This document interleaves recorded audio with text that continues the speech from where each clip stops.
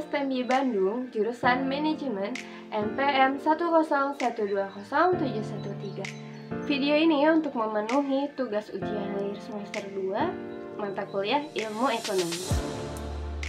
Kali ini saya akan menginformasikan tentang larangan mudik Lebaran 2021 dan dampak pada ekonomi Indonesia. Setelah kita ketahui, pemerintah meresmikan larangan mudik Lebaran tahun 2021 pada tanggal 6 Mei 2021 sampai 17 Mei 2021. Pemerintah Indonesia menjalankan larangan mudik Lebaran 2021 ini dengan tujuan untuk mengurangi penularan COVID-19 serta sedang menjalankan kegiatan vaksinasi COVID-19. Ketua Satgas Penanganan COVID-19 Dodi Monardo mengatakan penularan COVID-19 terjadi karena adanya interaksi antar manusia. Oleh karena itu, berharap agar mudik Lebaran tahun ini baik jarak jauh dan maupun lokal dapat ditiadakan. Mudik dilarang karena silaturahmi secara fisik sangat sulit untuk tidak bersentuhan fisik yang berpotensi menularkan COVID-19 pada pandemi ini. Dalam menjalankan larangan mudik Lebaran tahun ini tentunya ada dampak positif dan negatifnya. Berikut dampak positif bagi masyarakat, yaitu mencegah penularan virus infeksi COVID-19 dan mengurangi kemacetan akibat arus mudik. Walaupun dilarangnya mudik Lebaran tahun ini tentu saja memiliki tujuan yang baik. Namun dengan tujuan yang baik pasti ada dampak negatifnya. Berikut dampak negatif. Dampak negatif larangan mudik Lebaran tahun 2021 yaitu salah satunya perekonomian di bidang transportasi. Di bidang ini, ekonomi mengalami penurunan. Seperti yang sudah kita ketahui, orang-orang akan bepergian mudik menggunakan transportasi umum dan jalanan. Hal ini membuat banyak keluarga di Indonesia terpaksa untuk tidak pulang, berkumpul bersama keluarganya, merayakan Idul Fitri secara langsung di kampung halamannya. Dan ini berdampak pada penurunan transportasi.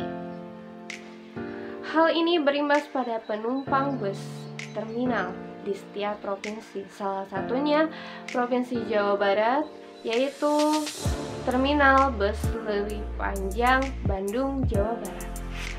Sepinya aktivitas di Terminal Leuwi Panjang Bandung tidak hanya menjelang mudik Lebaran tahun ini, melainkan tahun lalu Terminal Leuwi Panjang mengalami sepi semenjak pandemi ini melanda Indonesia. Kondisi tersebut mengakibatkan perusahaan otobus mengalami kerugian karena sepinya penumpang. Mereka harus menanggung biaya operasional yang besar dan tidak sebanding dengan pemasukan karena sepinya penumpang. Salah seorang pengurus PO MGI Ade Supriyatna membenarkan kondisi tersebut. Menurutnya, pelanggan bus sudah sepi sejak pandemi melanda.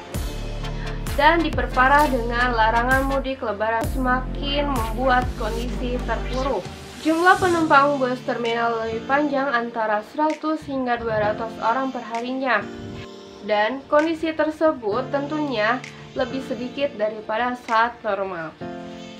Penurunan mengalami hingga 30%. Terpaksa perusahaan otobus tidak beroperasi pada tanggal 6 Mei 2021 hingga 17 Mei 2021. Tetapi saat Indonesia sedang menjalankan larangan mudik Lebaran 2021, banyak WNA yang masuk ke Indonesia. Pasalnya, selain terjadi di tengah larangan ketat mudik Lebaran 2021, WNA masuk Indonesia sedang terjadi lonjakan COVID-19 di India, Malaysia, dan negara lainnya. Ketua Bidang Penanganan Kesehatan Satgas COVID-19 Brigjen TNI Furn Alexander Ginting mengatakan WNA yang masuk ke Indonesia hanya mereka yang memiliki kepentingan esensial. Terkait kedatangan WNA, Alex menjelaskan bahwa izin hanya diberikan untuk tujuan esensial saja, seperti bekerja di proyek strategis nasional dan objek vital, penyatuan keluarga, bantuan medis dan kemanusiaan, serta kru alat angkut. Jika tidak memenuhi izin dan aturan yang berlaku, maka WNA tidak diperkenankan untuk memasuki wilayah Indonesia. Dengan berita tersebut, banyak komentar pandangan tentang berita tersebut seperti berikut.